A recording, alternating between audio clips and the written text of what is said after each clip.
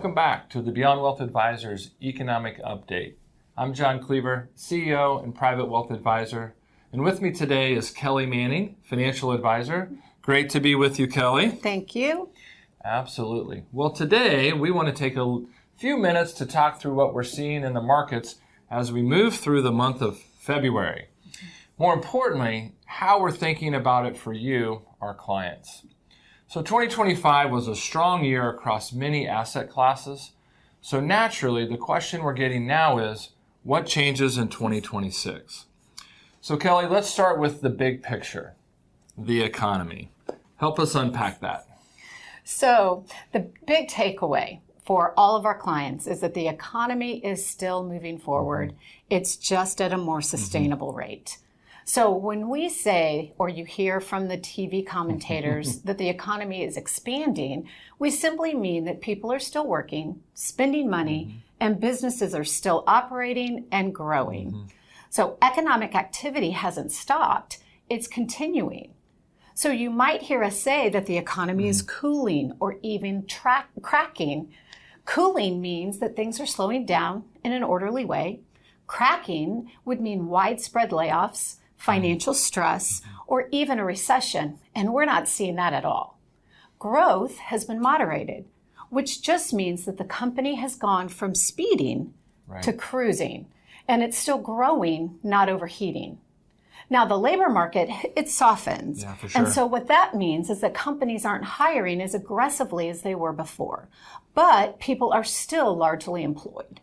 Now, inflation, it also is easing, though not perfectly. Prices are still rising, but not as fast as they were a couple of years ago. And some areas are improving faster than others. So taken all together, none of this points to a recession. It points to something more normal. Normal would be good. Normal we would is take good. Normal. So in this kind of environment where the markets don't reward the autopilot, they really reward discipline. And that really brings us to the Federal Reserve, especially with the recent leadership announcement earlier this month. Administration announced that Kevin Warsh as the nominee to become the next Federal Reserve chair, expected to take over when Chairman Powell's term ends this spring. And anytime there's a transition in the Fed, the markets can get a little noisy, meaning headlines, there's a lot of speculation, short-term market reactions. So let's slow this down a little bit and kind of focus in on what really matters with this decision. So here's some quick context. Kevin Warsh isn't new to the Federal Reserve. He served as Fed governor during the global financial crisis in the late 2000s, which means he was directly involved in decision-making during one of the most stressful economic periods in modern history.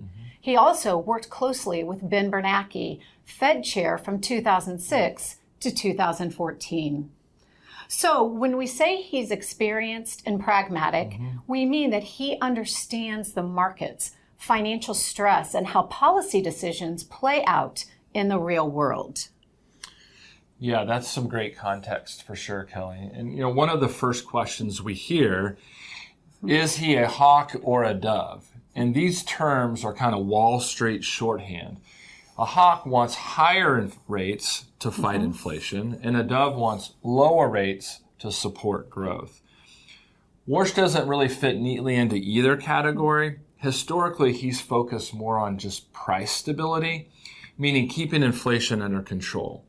And he was skeptical of the Fed stepping in too aggressively through programs like quantitative easing, which is when the Fed injects large amounts of money into the financial system. So more recently, he's acknowledged that productivity gains, especially from technology, we've been talking a lot about AI, can help keep inflation under control without needing extreme interest rate moves.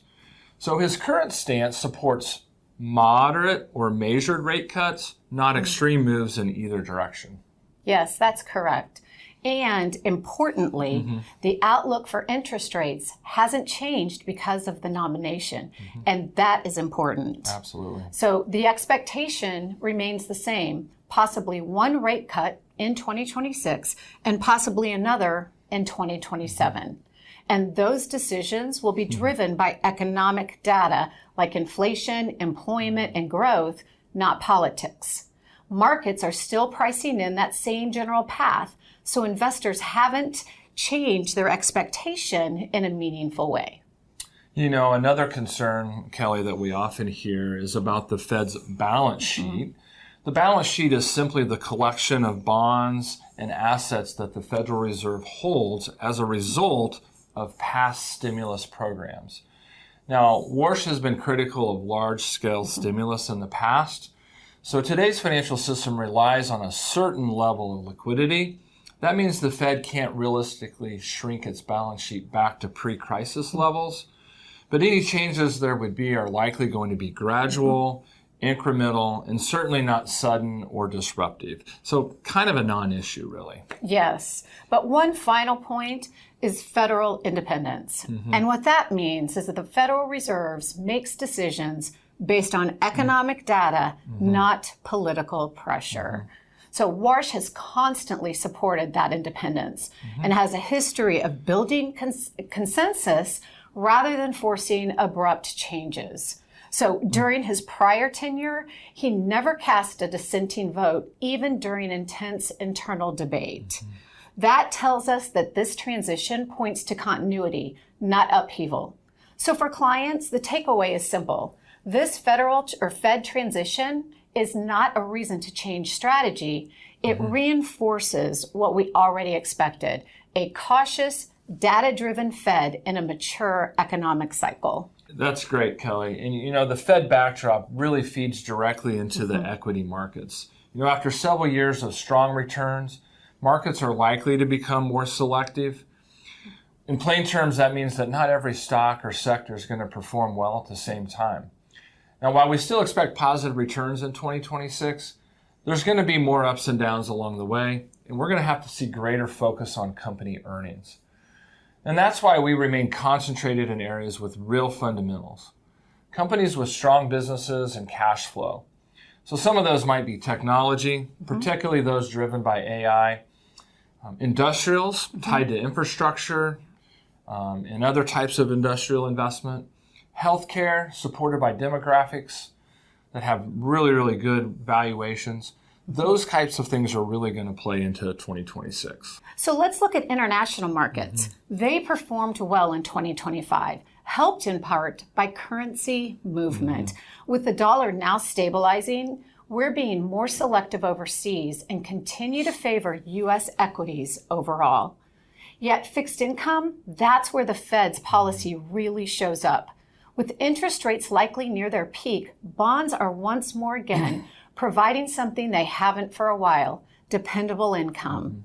In 2026, bond returns are expected to come mostly from interest payments, not rising bond prices. And that environment favors high-quality bonds, thoughtful duration, meaning managing how sensitive bonds are to the rate changes, and lastly, disciplined credit exposure, focusing on financial sound borrowers. Yeah, that's great, Kelley. Let's shift over to commodities. That's another area that headlines are really grabbing a lot of attention, however, can be misleading. 2025 looked like a strong year, but most of the gains came from a very few specific drivers, particularly precious metals. Of course, gold rose due to easier monetary policy, central bank buying, and geopolitical uncertainty. Silver went even further because it's influenced by both investor sentiment and industrial demand. And after a strong run like that, expectations need to be reset. Gold is largely sentiment driven, meaning it moves based on fear, uncertainty, and confidence. Returns going forward are likely to be uneven. That doesn't mean gold has no role. It can still help diversify a portfolio, but it's not a primary growth driver. Another way of saying is momentum works until it doesn't. Correct. So now let's talk about industrial metals because that tells a totally different story. Copper and similar materials are supported by long-term trends like electrification, say that 10 times fast, infrastructure investment, and AI development. And although prices will remain volatile, meaning they're going to move up and down, Now, oil is the outlier. Despite the geopolitical headlines, global supply remains ample, and that likely keeps oil prices in a relatively narrow range unless there is a supply or disruption. Yeah, so in closing, how do we pull this all together? Because that was a lot of information. So the economy, the Fed, leadership changes, markets, commodities. For us, the message is actually pretty consistent.